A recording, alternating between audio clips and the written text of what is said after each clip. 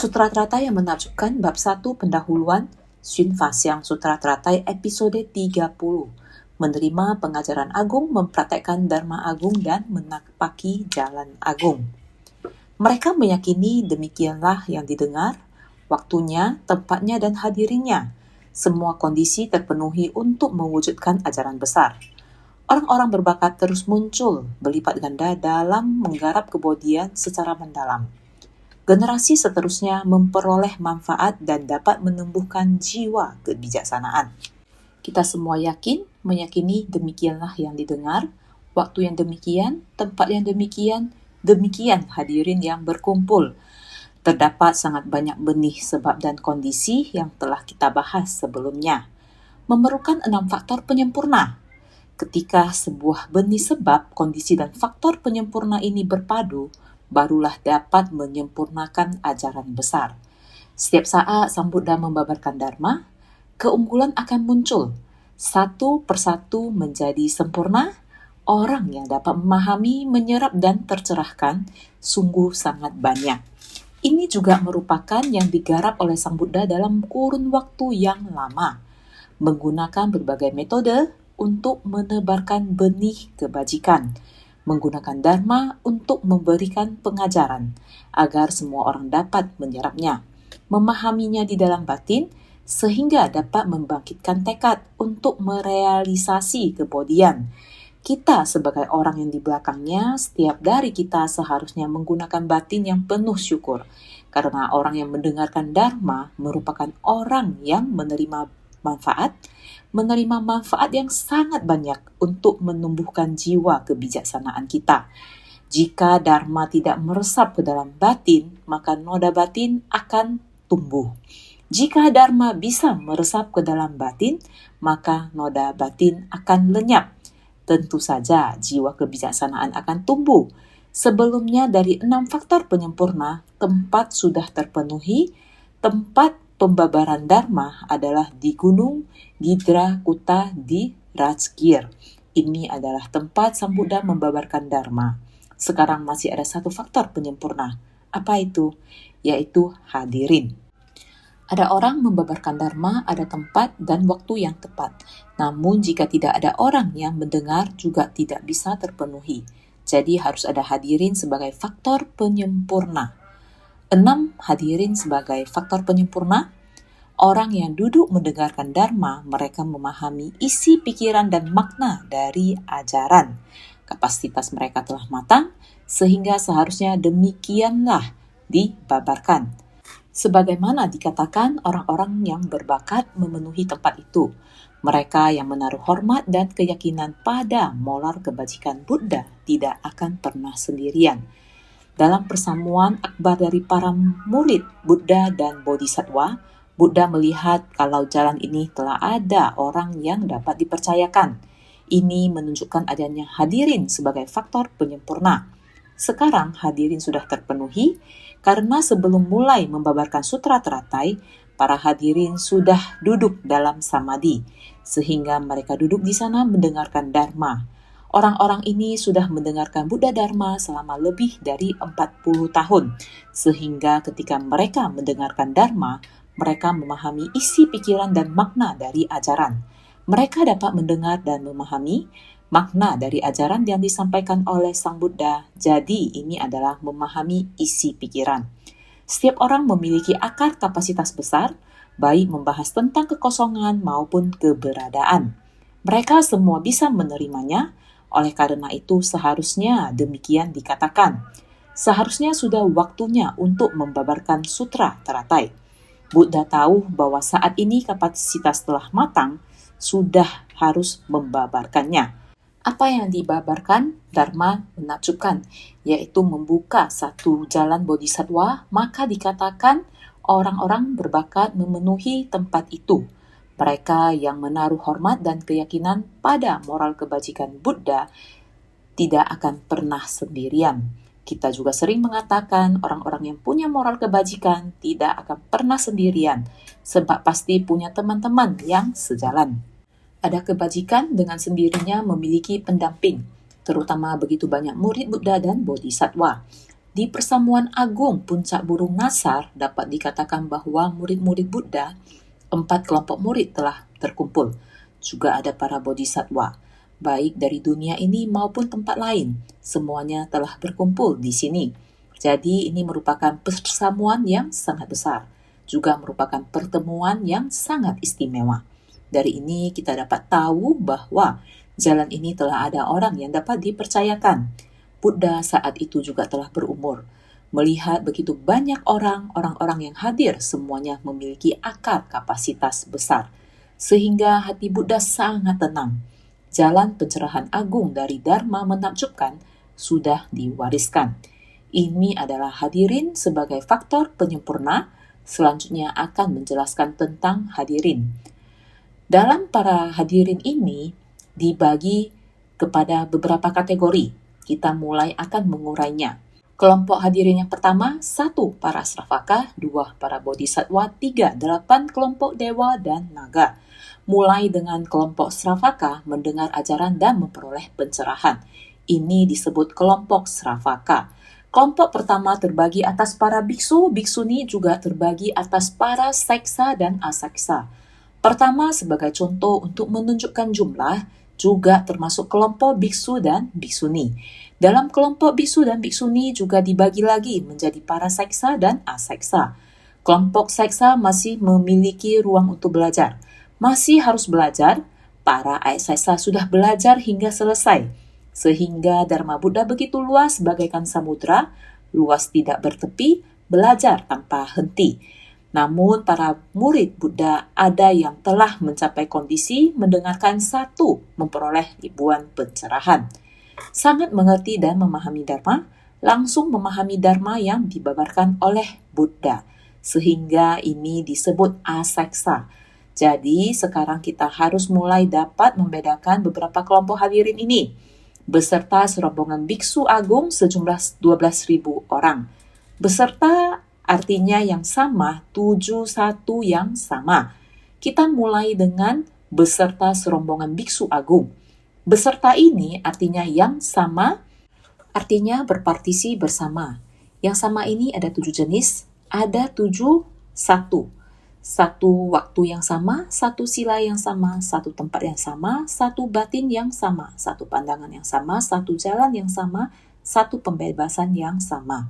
Di waktu yang sama, di persamuan akbar ini, mendengar Buddha membabarkan Dharma, tidak ada sebelum dan sesudah. Di waktu yang sama ini disebut satu waktu. Satu waktu yang sama, terutama di persamuan akbar ini, yang lebih spesial adalah 1 sila yang sama, yaitu semua orang adalah orang yang telah menjalankan sila. Selanjutnya 1 tempat yang sama, di tempat yang sama yaitu Puncak Burung Nasar ini, 1 di tempat itu datang mendengarkan Dharma. Dan juga 1 batin yang sama, 1 hati tidak ada niat kedua, mendengar Buddha membabarkan Dharma. Hati tidak ada pikiran yang mengganggu, hati tidak ada fantasi, inilah sehati seniat. Inilah 1 batin yang sama. Dan juga 1 pandangan yang sama, semua orang memahami semua Dharma yang dikatakan oleh Buddha adalah nyata. Tidak ada keraguan, sekarang di sini mendengar Dharma harus ada keyakinan yang nyata. Tidak ada konsep pemikiran, pandangan, dan pemahaman yang lain. Inilah 1 pandangan yang sama. Dalam 1 jalan yang sama, semua orang terus-menerus maju selangkah demi selangkah. Kini kita bersama-sama mampu berada di jalan bodhisattva ini, jalan bodhisattva yang telah dibuka oleh Buddha. Buddha ingin memberitahukan kepada semua orang bahwa ajaran yang pernah kita dengar di masa lalu merupakan wujud belas kasih Buddha. Menyesuaikan akar kapasitas kita, membabarkan Dharma untuk kita, sekarang tibalah saatnya untuk mengungkapkan kehendak sejati Buddha. Buddha telah menyatakan isi hatinya yang terdalam. Apa yang sesungguhnya ingin disampaikan? Jalan yang beliau ingin semua orang tempuh, kini kita semua harus memahami bagaimana seharusnya menapaki jalan bodhisattva ini. Dulu, setiap orang memiliki pandangan dan kemelekatan masing-masing. Namun, kini semua kemelekatan pribadi itu telah tersingkirkan. 1 pembebasan yang sama, yaitu masuk kondisi batin para Buddha dan bodhisattva. Karena hati sudah terbebas dari segala kerisauan batin dan belenggu. Kini kita berjalan di jalan yang sama, Selanjutnya mengenai kata agung dalam fasa beserta serombongan biksu agung. Kata agung di sini merujuk pada biksu, sebutan biksu agung menggunakan makna banyak dan unggul. Agung berarti banyak, unggul memiliki moral kebajikan yang tinggi dan kapasitas batin yang besar.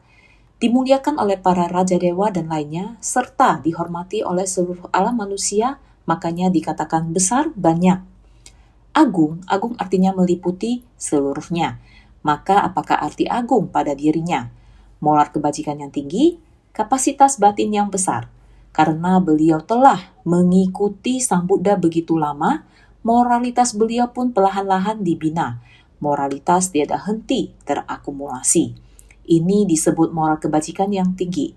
Bahkan hati dan pikirannya terbuka luas, memiliki kelapangan dada seluas jagat raya, sehingga disebut memiliki moral kebajikan yang tinggi dan kapasitas batin yang besar.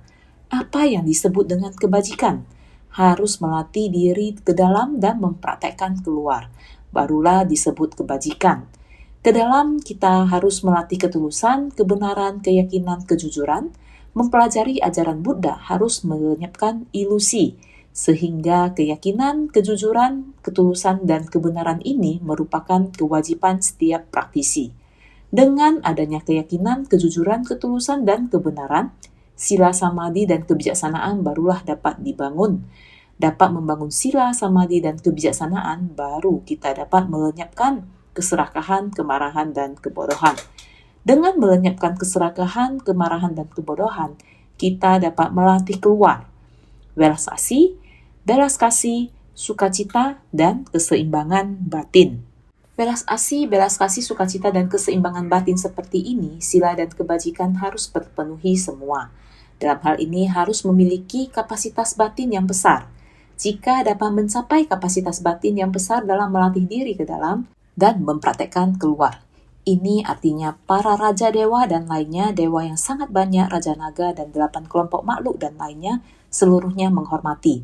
Ini sangat banyak, begitu banyak dan terhitung dan tak terbatas. Semuanya mampu menunjukkan rasa hormat dan penghormatan, serta dihormati oleh seluruh alam manusia. Pada alam manusia tidak peduli dia berada di tingkat mana, tidak peduli setinggi dan sedalam apa ilmu pengetahuannya, semua itu adalah rasa hormat dan penghormatan. Jadi, agung ini mencakup banyak jenis. Selain itu, sangat besar dan istimewa. Jadi, artinya adalah besar, banyak, dan unggul. Bisu agung yang sudah cukup lama mengikuti Sang Buddha, mendengarkan sudah cukup banyak dharma, di saat Sang Buddha masih di dunia manusia, di India terdapat begitu banyak ajaran. Berapa banyak? Terdapat 36 jenis ajaran non-Buddhis. Ini sudah terlampau banyak. 36 jenis ajaran luar biasa unggul, mengetahui secara menyeluruh kitab-kitab Buddhis dan non-Buddhis, maka disebut banyak. Melampaui 9 jenis ajaran non-Buddhis, makanya disebut unggul. Mengetahui secara menyeluruh akan kitab sutra dari ajaran Buddha dan non-Buddhis, makanya dikatakan banyak.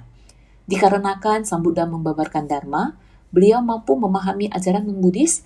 Ajaran non-Buddhis, apakah itu benar atau palsu? Lurus atau menyimpang, semuanya telah dijelaskan satu persatu oleh Buddha. Karena itu, para murid Buddha juga sudah sangat jelas memahaminya, sekarang akan menjelaskan. Juga jalannya besar, kegunaannya besar, pengetahuannya besar, jalannya unggul, kegunaannya unggul, pengetahuannya unggul, jalannya banyak, kegunaannya banyak, pengetahuannya banyak. Secara keseluruhannya jumlahnya banyak. Reputasinya banyak, karma kebajikan mulia, makanya dikatakan besar. Kata besar di sini mengacu pada pembinaan diri seseorang. Jalan besar adalah ajaran yang dapat diyakini, diterima, dan diamalkan. Sebuah jalan untuk mempraktekkan ajaran melalui tindakan nyata, jika tekad pembinaan diri kita teguh, dan diterapkan di dalam kehidupan manusia, serta dalam kehidupan sehari-hari. Maka kita akan mampu menyesuaikan diri dengan segala hal di dunia. Inilah yang disebut kegunaannya besar. Selanjutnya adalah pengetahuan besar. Terhadap segala hal dan benda di dunia ini tidak ada yang tidak diketahui. Karena itu pengetahuannya sangat besar dan sangat luas. Selanjutnya jalannya unggul, kegunaannya unggul, pengetahuannya unggul. Prinsip kebenaran dari jalan ini sangatlah istimewa, dan ketika diterapkan itulah kebijaksanaan. Sering dikatakan kita harus menumbuhkan hati welas asih kita. Namun ketika kita hendak menerapkan hati welas asih itu, kita harus menyeimbangkannya dengan kebijaksanaan. Inilah yang disebut penerapan kewelas asihan dan kebijaksanaan secara bersamaan. Inilah yang disebut kegunaannya unggul. Jika kita dapat mempraktekkan welas asih dan kebijaksanaan secara bersamaan dalam menjalani kehidupan di dunia, maka segala yang kita lakukan akan menjadi sempurna dan selaras. Sering mengatakan dengan welas asih juga dapat memiliki kebijaksanaan. Harus tahu dengan jelas mana yang benar dan mana yang salah. Jika bisa membedakan dengan jelas mana yang benar dan mana yang salah, hal yang akan dilakukan itu memang didasari oleh cinta kasih, namun harus dengan kebijaksanaan. Inilah yang disebut jalannya unggul, kegunaannya unggul. Kita berada di zaman ini, pada masa ini, kita harus memahami situasi dunia saat ini. Ajaran Buddha harus menyesuaikan dengan kehidupan di dunia, mengikuti perkembangan zaman. Oleh karena itu, bagi kita yang mempelajari ajaran Buddha, astronomi, geografi, serta ekologi kehidupan manusia, hal-hal ini juga harus kita ketahui. Oleh karena itu, pengetahuannya unggul, kita harus punya pengetahuan yang sangat luas. Seterusnya, jalannya banyak, kegunaannya banyak, pengetahuannya banyak. Artinya adalah jalan ini yang harus kita pahami adalah jalan kebenaran yang luas dan terbuka. Dengan sendirinya yang dapat dimanfaatkan oleh kita menjadi banyak. Hal yang kita ketahui pun menjadi banyak. Tentu saja, kata biksu masih memiliki banyak makna yang perlu dijelaskan. Akan tetapi kita harus tahu, kita mempelajari ajaran Buddha pasti harus mengacu pada besar. Besar dalam hal apa? Harus menerima pengajaran besar, mempraktikkan Dharma Agung, kita harus meyakini, menerima, mengamalkan, dan mempraktekkannya. Pengajaran besar yang diajarkan oleh Sang Buddha jangan hanya untuk manfaat kita sendiri. Jika kita dapat membangun ikrar agung, mempraktekkan Dharma Agung, jika demikian barulah kita sungguh-sungguh masuk ke jalan besar nan rata. Maka keyakinan meyakini demikianlah Dharma sejati harus sungguh hati terhadap demikian yang didengar. Namun demikian menggenggam waktu, tidak membiarkan waktu berlalu dengan sia-sia. Demikianlah terhadap pelatihan bersama di tempat yang sama. Harus kita hargai, terhadap sesama praktisi kita harus demikian saling bersyukur dan menghormati. Demikianlah barulah disebut sebagai tempat pelatihan yang sesungguhnya. Perhimpunan dari biksu-biksuni, oleh karena itu dikatakan jika semua kondisi terpenuhi, barulah ajaran besar dapat diselesaikan. Dengan demikian barulah insan berbakat dari generasi ke generasi dan berlipat ganda dapat mengembangkan akar bodi semakin jauh tanpa henti. Maka setiap orang yang mendengarkan sutra, mendengarkan dharma, melatih dan mempraktekannya, senantiasa harus bersungguh hati.